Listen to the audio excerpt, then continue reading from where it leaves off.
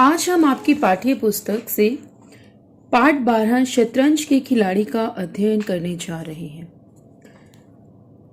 पाठ में बताया गया है कि अगर हमें किसी भले काम को पूरा करना है तो उसके लिए करुणा और अनुशासन का प्रयोग करना चाहिए। भले ही कार्य की पूर्ति के लिए किसी भी वस्तु का त्याग करना पड़े तो हमें उसका त्याग करने में हिचकिचाना नहीं चाहिए, अर्थात हमें बिल्कुल भी झंझट महसूस नहीं होना चाहिए, बिल्कुल भी हिचकिचाहट महसूस नहीं होनी चाहिए कि यह तो हमारी प्रिय वस्तु है, हम इसका त्याग कैसे कर सकते हैं। तो पाठ में एक युवक और एक महंत दो पात्र हैं। युवक जो है वो साधु बनना चाहता है और इसी उद्देश्य से वह मठ अर्थात आश्रम के महंत के पास आता है और कहता है कि मैं साधु बनना चाहता हूँ, लेकिन एक समस्या है कि मुझे कुछ भी नहीं आता सिर्फ एक चीज़ के सिवाय एक चीज़ के, और वो है शतरंज। आप जानते हैं बच्चों कि शतरंज एक प्रकार का खेल होता है। लेकिन इसके बाद युवक कहता है कि लेकिन शतरंज से मुक्ति तो नहीं मिलती, और दूसरी बात जो है वह मैं जानता हूँ कि वो यह है कि सभी प्रकार के आमोद प्रमोद के साधन जो हैं वो पाप हैं। अर्थात मनुष्य ये जानता है कि एक तो वह शतरंज और एक जितने भी आमोद प्रमोद के साधन हैं वो सभी पाप हैं, लेकिन वो ये भी जानता है कि इनके द्वारा कभी भी मुक्ति नहीं मिलती।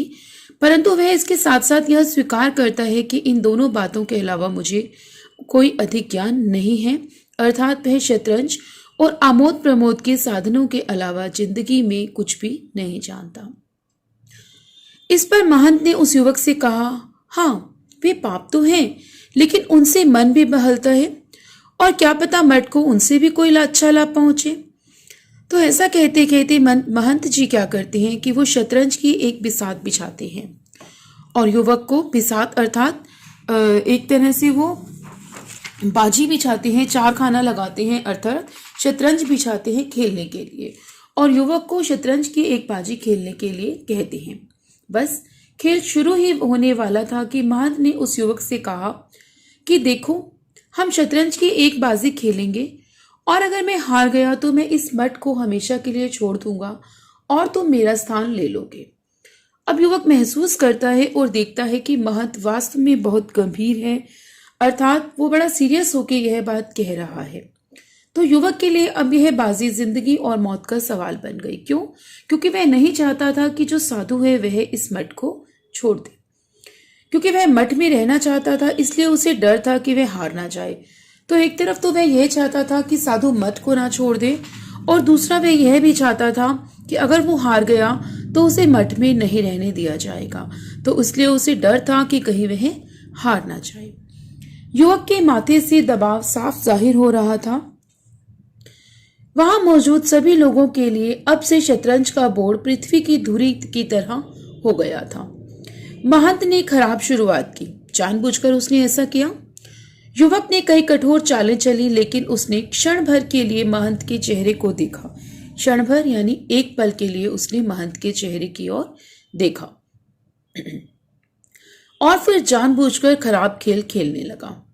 अकस्मात ही महंत ने बिसात ठोकर मारकर जमीन पर गिरा दी। अकस्मात यानी अचानक से ही महंत ने क्या किया कि जो उसने चार खाना लगाया हुआ था शतरंज खेलने के लिए, उसे ठोकर अर्थात धक्का मारकर उसने जमीन पर गिरा दिया और सारी बाजी को उसने खराब कर दिया। महंत ने कहा कि तुम्हें जितना सिखाया गया था तुम तो उससे कहीं अधिक ज्यादा जानते हो। तुमने अपना पूरा ध्यान जीतने पर लगाया और तुम अपने मिथ्या हट अर्थात झूठे हट के लिए लड़ सकते हो। मैंने देखा, अर्थात महंत ने ये सारा कुछ देखा कि युवक के चेहरे को पढ़ा और देखा कि किस तरह से युवक ने अपना पूरा ध्यान जीतने पर लगाया और अपने झूठे हट के लिए लड़ा। इसके बाद महंत ने देखा और कहा कि फिर तुम्हारे भीतर करुणा जाग उठी और तुमने भले कार्य के लिए अपनी बाजी को न्योछावर करने का निश्चय कर लिया। न्योछावर अर्थात त्याग करने का निश्चय कर लिया, क्योंकि युवक जो था, युवक तो बहुत अच्छे से बाजी चलता था और वह शतरंज में निपुण था, लेकिन क्या हुआ था, उसने कठोर चालें चली थी और महंत के चेहरे को देखकर कि कहीं महंत हार ना जाए, तब उसके अंदर एक करुणा का भाव जागा और जानबूझकर वह खराब खेल खेलने लगा, सही बाजी नहीं चल रहा था।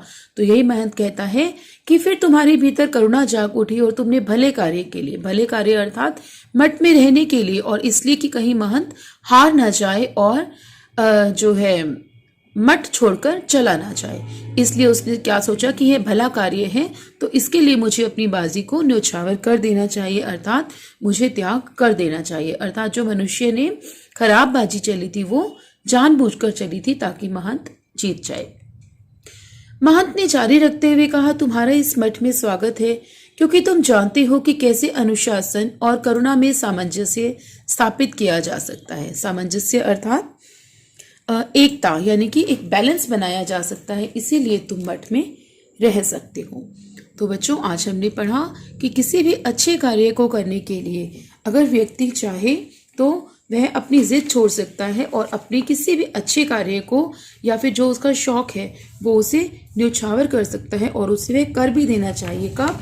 अगर वह किसी अच्छे कार्य को करना चाहता है, किसी भले काम को पूरा करना चाहता है। धन्यवाद। उम्मीद है आपको यह पाठ अच्छे से समझ आया होगा।